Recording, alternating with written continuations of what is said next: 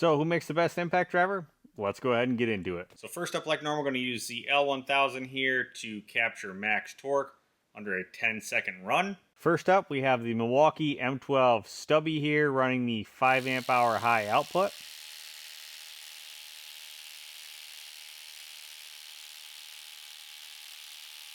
Producing 43 foot-pounds here. Kobalt Gen 2 running the 4 amp hour ultimate output.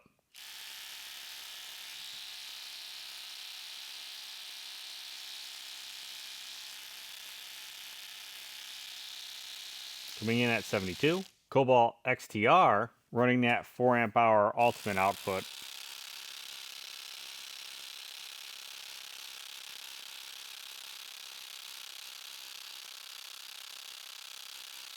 Producing 89.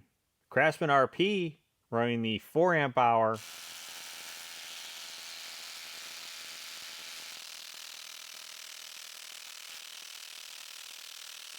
coming in right below the Kobalt here at 68. Dewalt XR running the 4 amp hour power pack.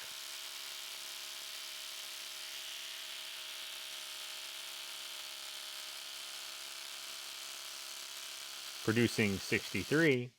Bosch running the standard 4 amp hour.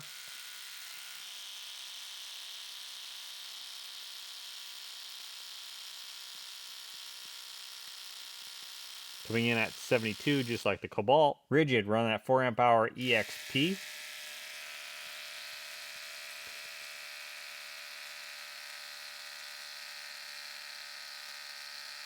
Producing 85. Ryobi with the 4 amp hour edge.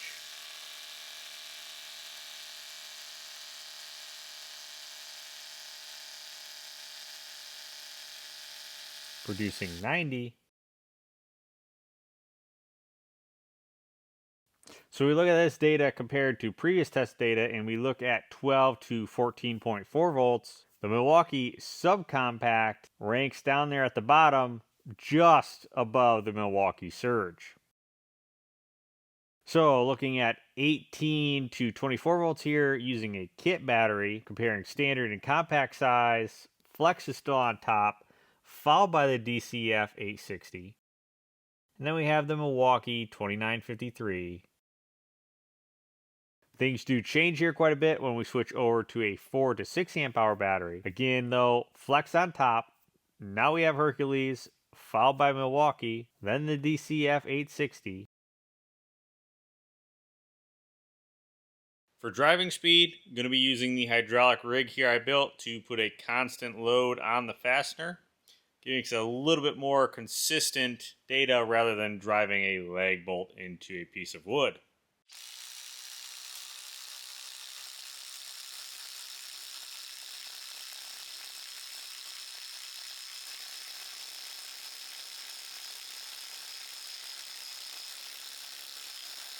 From the driving rig, looking at 12 to 14.4 volts, you'll find the Milwaukee here subcompact near the bottom here, just above the skill.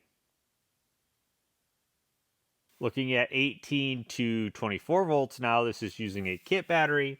Flex is on top, again, followed by the 860 and the 2953. But now in fourth place, we find the Ridgid here. So with the best battery, again, we're looking at 4 to 6 amp hours. Flex is still on top, followed by Dewalt. Then the Ryobi here, coming in just above Milwaukee 2953.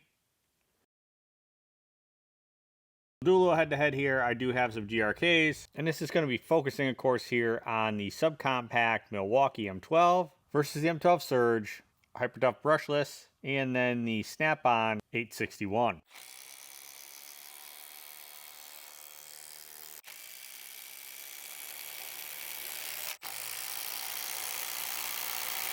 So here you have it. Yeah, it doesn't beat the Surge. The Surge is definitely faster, but it's comparable with the Hypertough. No surprise here, running the GRKs, the subcompact Milwaukee ranks here near the bottom. All right, so for the 18 to 24 volts here, 5/16 5-inch spacks.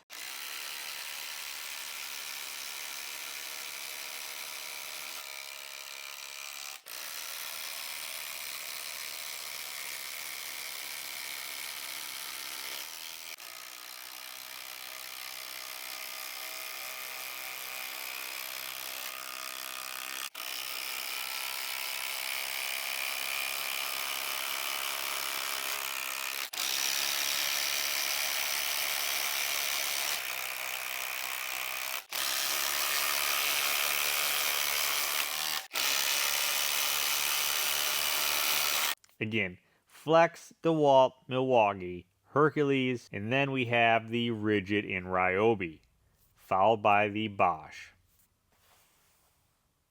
So we'll cover each one of these real quick here. M12 subcompact, nothing real fancy, single speed, battery indicator on top, no quick insert collet, little LED here on the front, tool only MSRP of $120, and is made in Vietnam. When we compare it to the Hyper Tough here, yeah, it is quite a bit more compact. Same story when we compare it to the Surge. So overall, yeah, I do think it's decent performance for the size, but yes, it does rank near the bottom. The old DCF887, even though it's quite old, still has some decent numbers there. Does have a quick insert collet, 3 LEDs on the front there. Is made in Mexico, along with 3 speeds, and the first speed is screw mode. So the XTR and the Gen 2. Gen 2 here has a quick insert collet, LED here on the base, along with 3 speeds, and a self-tapper mode and screw mode. Along with that, it is made in China. XTR, no quick insert collet, LED here on the base, 3 speeds with that screw mode. Of course, it's made in China here. They both had decent performance. Yes, we've seen a little more torque here out of the XTR, but overall, I would take the Gen 2 because you can find it much cheaper and it has the quick insert collet. Craftsman 830, really not bad overall, has a quick insert collet, LED here on the base, along with 3 speed. Now it is made in China. Along with that, it has 2 magnetic strips here on top to hold bits. So yeah, not bad if you're running the Craftsman line, something to consider. The new Bosch, quick insert collet, 3 LEDs on the face there, 2 speeds, along with self-tapper and screw mode, and it is made in China. Overall, not too bad considering it actually ran up there with the competition,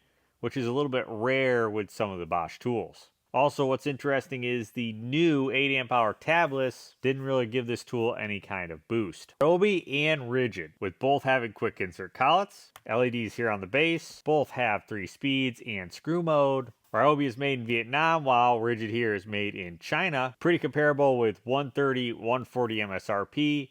The really big difference here is, of course, the Ridgid has the lifetime warranty. So overall, like normal when it comes to impact drivers, really going to recommend you stick with whatever platform you're currently running, but it is something to consider upgrading to the latest generation. But still, none of these new impact drivers dethrone the Flex, along with the 860. I know there's a few more on the market I do need to test, like the Triple Hammer. I'll leave the links below like normal. And of course, the specs at the end here. Hopefully you found this video useful. Thanks for watching, and I'll catch you on the next one.